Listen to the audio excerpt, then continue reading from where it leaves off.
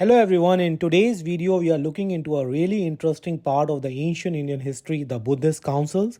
These were big meetings held after Gautam Buddha where his followers came together to preserve and discuss his teachings. Let's understand what happened in each of these councils in simple language. After Buddha's, his followers wanted to make sure his teachings were remembered correctly, so they held the first Buddhist council around 483 BCE at Rajgriha, today's Rajgir in Bihar. It was led by Mahakasapa, a close disciple of Buddha and supported by King Ajatashatru.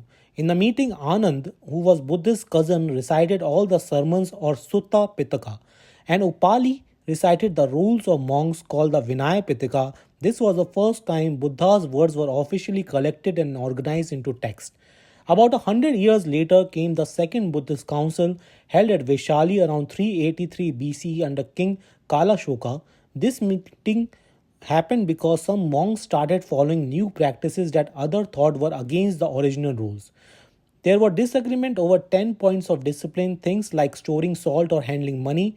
The result, the Buddhist community split into two groups, the Sthaviras, the elders who wanted to follow strict rules, and the Mahasangikas who wanted some flexibility.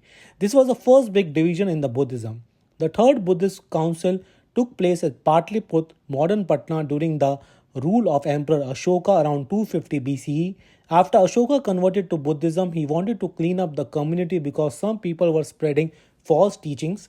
The council, led by the monk Moggalliputta helped organize the teaching more clearly and added a new section called the Abhidhamma Pitaka, which focused on philosophy and analysis of Buddha's ideas.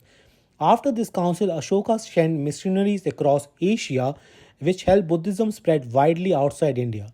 The fourth Buddhist council was held later around 1st century BCE in Kashmir under King Kanishka of the Kushan dynasty. This time the council was led by Vasumitra and attended by the famous scholars like Ashvaghosha. It focused on writing commentaries called the Mahavibhasha and marked the rise of Mahayana Buddhism, which introduced new ideas about compassion and Bodhisattva path. The council was important because it showed how Buddhism continued to evolve with time and adopt to new cultures. So, to put together, the first council preserved Buddha's original words. The second council dealt with differences in rules and led to the first split. The third council under Ashoka helped organize teachings and spread Buddhism worldwide. And the fourth council under Kanishka expanded the philosophy and gave rise to new Buddhist tradition. These councils show how Buddhism wasn't static, it grew, changed, and adopted over time while still staying true to Buddha's core message of peace and wisdom. And that's it for today's video. If you found this easy and helpful, don't forget to like, share and subscribe to our channel for more simple explanation of history and culture. See you in the next video.